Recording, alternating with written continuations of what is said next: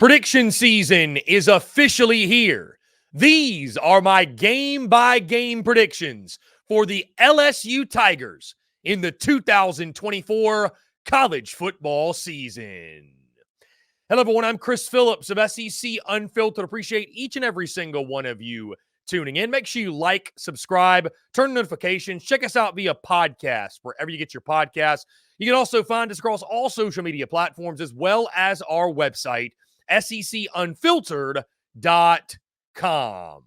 We're brought to you by our friends over at Prize Picks. Guys, download the Prize Picks app or go to prizepicks.com. And when you do, use promo code SECU for a first deposit match of up to $100. Again, guys, that's our friends at Prize Picks. Promo code SECU to get your first deposit match today. Year 3 of the Brian Kelly era is just around the corner, and it's college football playoff or bust in Baton Rouge. These are my game-by-game predictions for the LSU Tigers in the 2024 season, guys, as we pull up the schedule and each of my selections.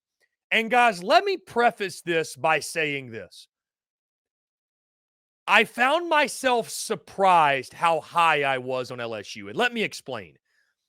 Because my thought process on the Bayou Bengals all preseason long has been, okay, there's no way you're as good as you were last year offensively, and defensively, we have no clue what you are going to be, right? New defensive coordinator, Blake Baker. You've got a brand new culture on the defensive side, but still many questions, right? Defensive line depth, especially at defensive tackle, is a concern. And so I felt like going in this, okay, I'm probably going to have LSU at an 8 or 9 win mark. I'm not sure they're going to get to that double-digit win mark. And what do you know?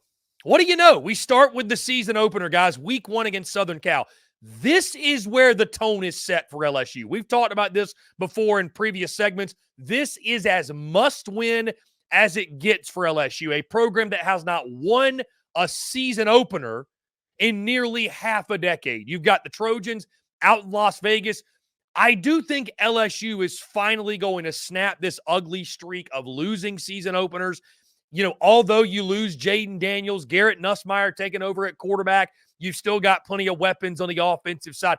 Until Lincoln Riley shows us his football teams play defense, I don't see them stopping anybody. Most certainly don't see them stopping LSU. So whatever the over is, I'm probably going to take it.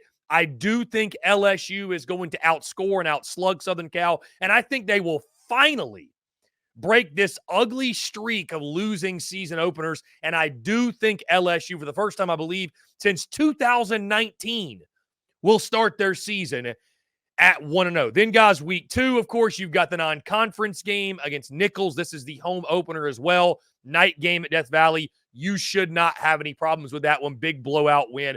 Then you go on the road. Your first true road trip as you travel to Williams-Brice Stadium and take on South Carolina. Now, there's some that have labeled this as a trap game, as a potential upset. If the game were at night in Columbia, I think I'd feel a little bit more strongly that that's a potential. But with it being a noon kickoff, I think LSU is still just supremely talented. South Carolina going to be breaking in a new quarterback. They've got questions in the line of scrimmage. Even with some of the question marks LSU enters this season with, they've got more talent across the board. I think LSU shows that. I think they will get off to a 1-0 start in SEC play and get that win over the Gamecocks. Then you take on another West Coast foe in the UCLA Bruins. Guys, did you see UCLA's head coach at the podium at Big Ten Media Days? Yeah, that's just kind of a microcosm of what UCLA football is probably going to be this year. I don't think this one's going to be close. Again, I think LSU is going to flex their muscles, especially offensively, and get a big dub. Then you got South Alabama the following week. I think you close out the month of September with another win, undefeated. That was another thing, guys, that jumped out to me. And listen, I'm not attacking LSU's schedule necessarily, but as I went through this thing week by week, game by game, I realized I was like, this schedule actually sets up fairly well, right? You've got a challenging game in conference, if you will, at South Carolina. But outside of that, you got a couple games. Your defense can get some things figured out. Garrett Nussmeier and the offense can get in rhythm before. Then you go into a bye week to start at the month of October, right? So you've got 4, 5, 6 weeks to get things rolling before you welcome the Ole Miss Rebels to town. And this is one, folks, this is going to be one of the games of the year in the SEC. Now, I'm buying the hype on Ole Miss. I really am. I think Ole Miss is going to be one of the best teams in the conference. It will not surprise me if Ole Miss goes 11-1. We see them appear in the SEC championship game. Will not surprise me at all. When you look at the talent they stockpiled, in addition to what they had coming back from last year's 11-win team, Ole Miss is going to be for real.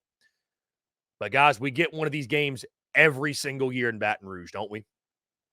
A night game at LSU. You can never go into a night game at LSU and assume that LSU is going to get beat.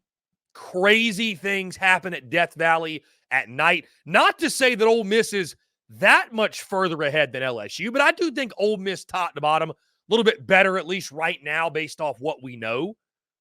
But this game, guys, it's already locked in because we got all the times for the season. This game's locked in. Night game at Tiger Stadium.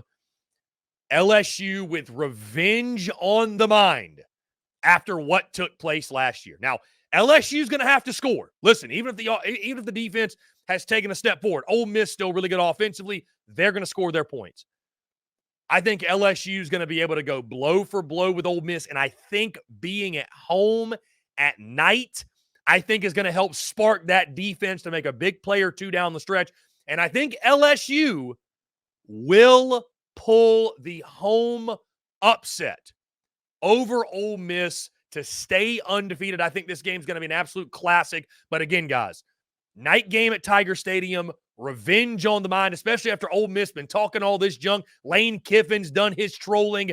If there's one game LSU is going to show up and play with their hair on fire, it's going to be this game against Ole Miss. So I think LSU gets the dub there as well. I think they beat Arkansas, the battle for the boot, the following week. Kind of weird to see this game middle of October, but that's conference realignment for you. So at Arkansas, I think LSU gets the dub there.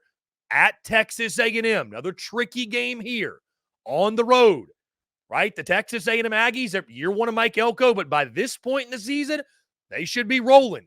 They're extremely talented.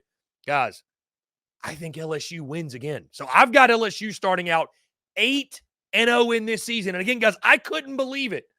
I'm sitting here going with my gut, but looking at the schedule like, my goodness, 8-0 LSU. What could go wrong? Well, the following week, the Alabama Crimson Tide come to town. First game for LSU in the month of November. You also got the bye week, November 2nd. That's key. So you have 2 weeks to get ready for Alabama. But you know who doesn't care about a night game at Tiger Stadium? You know who's had as much success as anyone against LSU at their place? The Alabama Crimson Tide.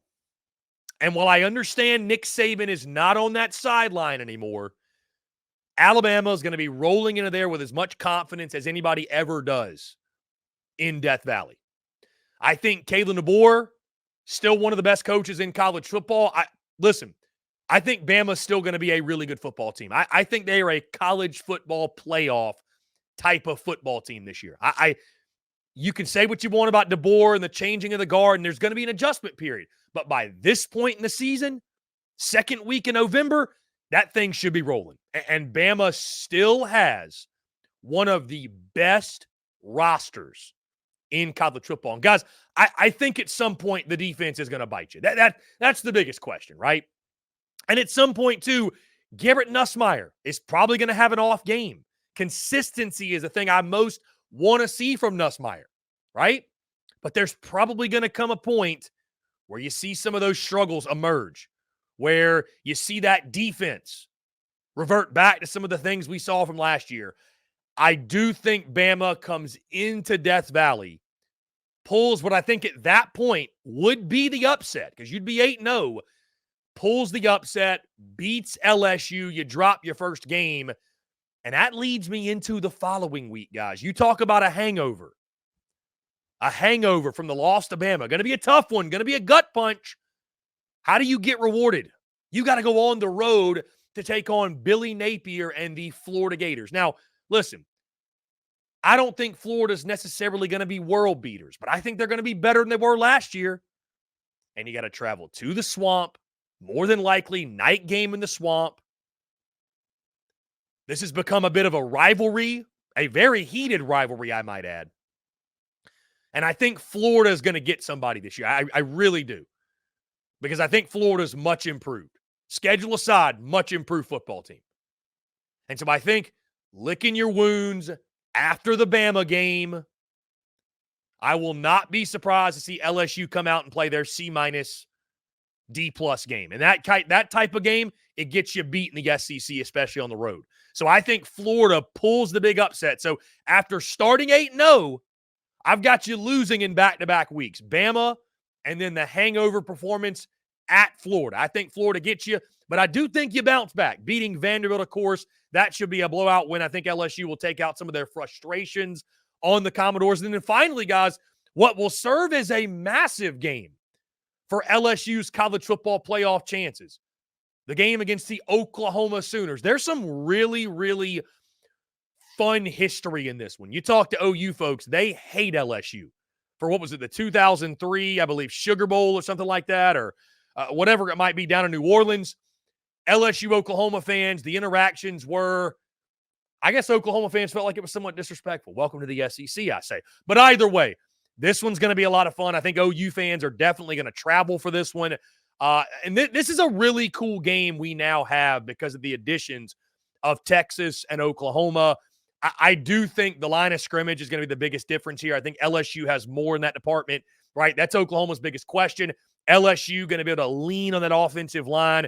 And you'd think by this point, the defense is playing some of their best football. So I think LSU does enough, finds a way, gets that 10th win, and finishes the season 10-2, 6-2 in conference play. Guys, what are your thoughts on this one? Again, I know nobody's going to be a fan of that loss to Bama or even that loss to Florida the following week, but a 10-2 season, 6-2 in conference, year 3 of Brian Kelly. How would LSU fans feel about that?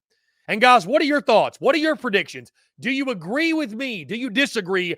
How do you feel the LSU Tigers will fare in the 2024 college football season? Guys, it's going to do all for me. Appreciate each and every single one of you tuning in. Make sure you like, subscribe, turn notifications. Check us out via podcast, wherever you get your podcast. You can also find us across all social media platforms, as well as our website, SECUnfiltered.com. Until next time, guys, I'm Chris Phillips of SEC Unfiltered. Appreciate each and every single one of you tuning in, and we'll catch you on the other side.